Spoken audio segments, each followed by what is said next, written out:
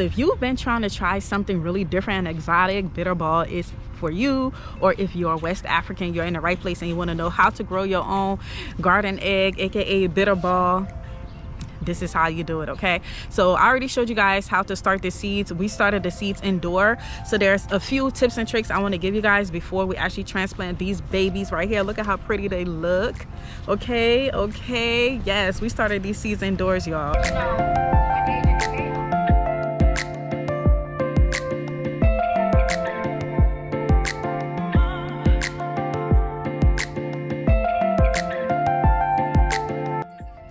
Hey guys, welcome back to my channel. My name is Miss Yancy and we're in my garden.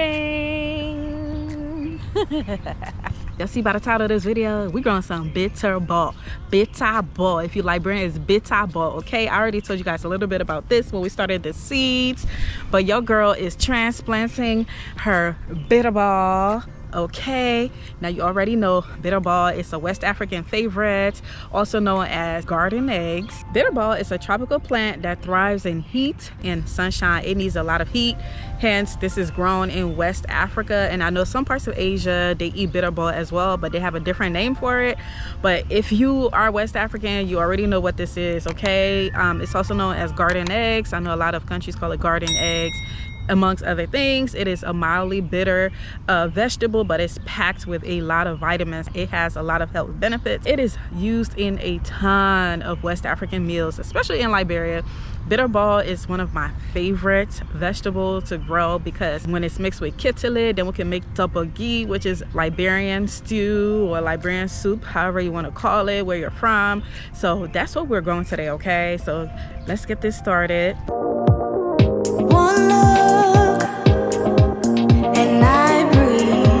First, before you transplant your Bitterball, you want to make sure that they look like this, at least like this. You want to make sure that it has its true leaves, and the true leaves of the Bitterball is pretty much the second set of leaves that come after the first set of leaves. So the first set of leaves, there are two of them, right? So when it first germinate from seed, you'll see two leaves, and then as it grows, you'll start to see the true leaves, which these are. So the true leaves, it'll usually be like about 3 leaves that will come above the first set of leaves. So if you look right here, these are the first set of leaves. Down here you see the 2 leaves that first popped up, and then once it started to grow, these are the true leaves. So you see 1, 2, 3, 4. These 4 leaves are the true leaves. Sometimes it's about 3 of them. They start off that way, and then of course it grows into more. So once you see the true leaves come on your Bitterball plant, that's when you want to go ahead and transplant. And that goes for a lot of your plants. If you started the seeds indoors and you're wondering when is the best time to transplant, you want to make sure they have the true leaves on there. But even before we do that, before we even think about transplanting, you want to make sure Bitterball is a plant that thrives in heat, like I mentioned earlier. And so you want to make sure that the weather outside is at least 50 degrees or higher consistently before you transplant, based on your zone. It is a heat tolerant plant. It does not like the cold. It will die in the cold. So you want to make sure that you're transplanting these in the right time based on your zone and where you're located. In my area, I'm in zone 8A, and we transplant our plants during the month of May, but specifically after Mother's Day, because that's when the low temperatures tend to be consistently 50 degrees and higher, and that's what you want. Now, second thing, after making sure that the weather is good and you have your true set of leaves on your Bitterball, you want to make sure that you have really good soil. You want to have soil that is drainable. You don't want clay type of soil that is going to stunt the growth of your Bitterball. It needs soil that will be able for the roots to be able to spread in easily, and that will be able to drain very well when you water it, because they do not like to be soaked. Okay, like I said, that goes for all your other plants as well. A lot of these tips that I'm giving you guys, you can apply it to a lot of your other plants, but specifically for Bitterball, they're heat tolerant. They need the heat. They do not like the cold. This is a tropical plant that is usually imported into the country, which is the reason why I'm growing it myself, because it could tend to be really expensive in the international market. So to be able to grow my own Bitterball, I am really excited about this. Okay, I am so excited. And if you did not catch on how to start the seeds of these indoors, I have a video for that, and I will put it in the description of this video so you can go ahead to see how to start the seeds of your Bitterball. Okay, so with Bitterball, you want to make sure that when it's time to actually plant, you're spacing them about 18 to 24 inches apart, because they will get super big and they spread when they get big, just like a tree. They almost grow like a tree, and they're gonna have, you know, wings or branches, you know, per se. So they need to be able to spread, and you don't want them to compete for elbow room as they grow. So you want to make sure you just give them enough space to be able to thrive. So in here, I'm not sure how many I'm gonna put in here together, but we'll see. About 18 to 24 inches apart is like a really good amount of space for them. Last year I grew these in grow bags and they did extremely well. I just sprinkled the seeds in a grow bag, and whatever survived. And I think I had 2 plants in like a 10-gallon grow bag. Maybe it was a 10 or 15-gallon grow bag, and I had 2 plants in there, but it did not produce a lot. It did not produce a lot because I started later on in the summer because I was just trying to see if it was going to survive here, because this is a tropical plant that exclusively grows in West Africa and parts of Asia. So I did not know that I was going to be able to get Bitterball. I was just testing it out. Like a lot of things that I grow here, a lot of it is me testing it out and winging it. So if y'all like to wing stuff and test things out, you on the right channel, okay? If you guys are new here, thanks for joining. Please don't forget to like and subscribe to the channel. Come along. We have a tornado warning in the area, and it's supposed to be like some type of flooding or whatever. So I'm trying to hurry up and get these in the ground. I'm trying to hurry up and get them in their raised beds as soon as possible before this rain come. And as you can see, I have a ton of trees back here. So when it's windy, it is super windy. I hope the wind is not super bad on the camera right now. Hopefully y'all can hear me, but we are about to hurry up and get this started. So thank you guys for being here with me, and y'all are going to love growing some Bitterball. I promise you, it has a lot of great health benefits. And when I cook it, I will be cooking it for y'all so y'all can see how to prepare it, just in case you want to grow it. You can also get the seeds on Etsy. I got these seeds from Etsy, from a supplier on Etsy. Just go ahead and type it in Etsy, Bitterball, or you could type in Liberian Bitterball or garden eggs and type it in, Kitile, whatever, you know, that you want to grow. Type it in there and it will come up, okay? Because there is a lot of merchants on there, international merchants that have the seeds. I probably imported it from Africa as well, or wherever. All right, so come along. Let's get this started. Y'all, I'm kind of scared because there's supposed to be a tornado, and I'm out here trying to film this video and hurry up and plant. If y'all see me get carried away, can y'all call 911? All right, y'all, now that you know all the things that you need to transplant your Bitterball, let's go ahead and start transplanting so we can get out of here before that tornado try to, you know, take me to another country. And if it want to take me to another country, I prefer Liberia, West Africa. Thank you very much. That would be a free trip.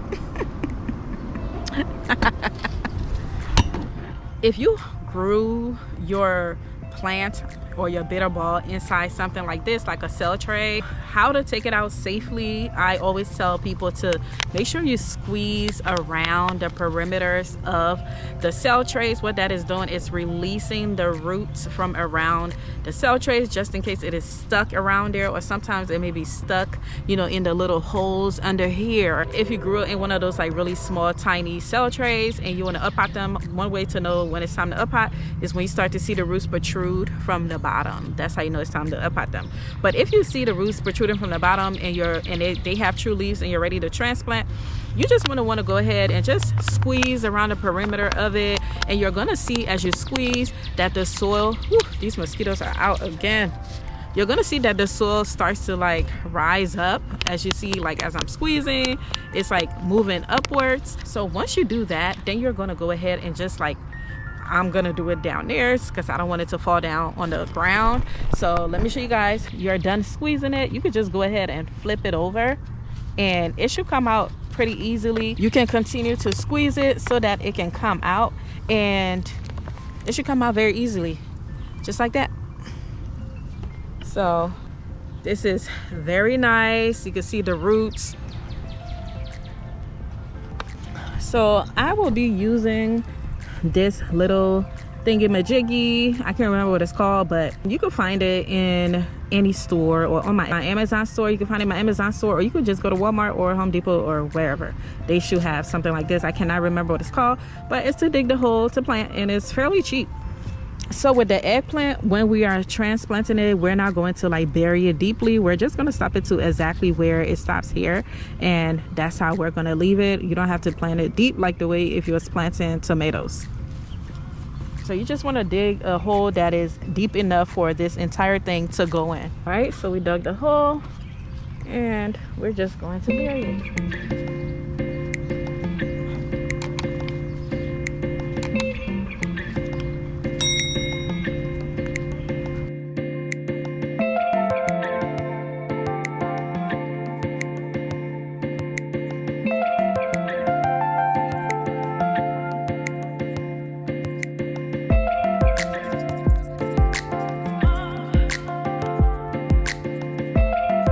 Y'all, it's starting to rain, but we are done transplanting what we can into this bed. This is a pretty small bed, so I only could get 6 of them in here, but for the most part they're all 18 inches apart, so this should grow perfectly fine.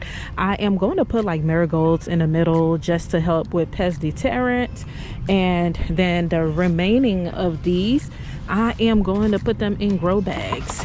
So I have this grow bag here and I have a grow bag over there.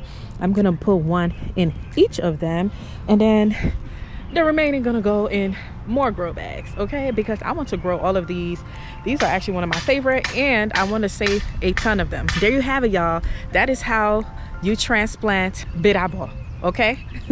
So I hope you guys get to grow your very own bitterball. I am so sorry about the noise, but my good man Savannah is back there building me a T-post for my cantaloupe. I cannot wait to film that video for y'all on how to transplant cantaloupe, and I will be growing it on a trellis, which is what he's creating for me back there like a good man.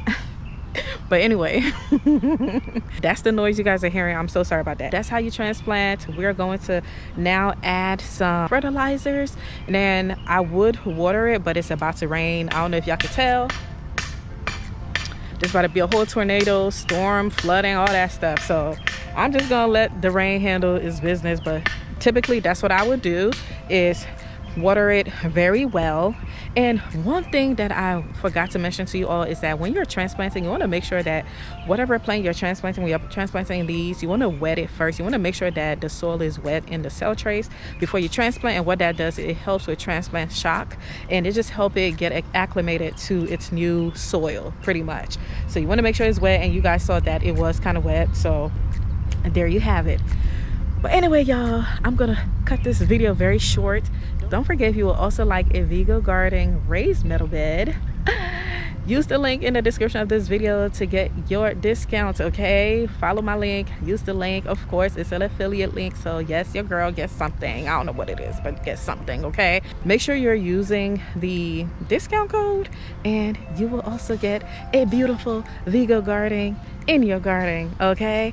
I grow a lot of my food in raised beds and in grow bags, as you will see, in containers. So your girl is also trying to maximize on the space that she has, or the limited space that she has, and I grow a ton of food in a very small space, as y'all could see from last year, okay? But alrighty, y'all, don't forget to follow me on all of the things on Instagram, Facebook. Don't forget to join the garden group on Facebook, because we in there live, okay? And then of course, don't forget to like this video, subscribe to the channel. Thank you, and I'll catch you on the next one. Alrighty, y'all, it's starting to rain on me, but it's okay though. I love it. All right, y'all, remember, you're exactly where you're meant to be in this moment. Happy gardening. Love y'all. Bye, y'all. Bye, y'all.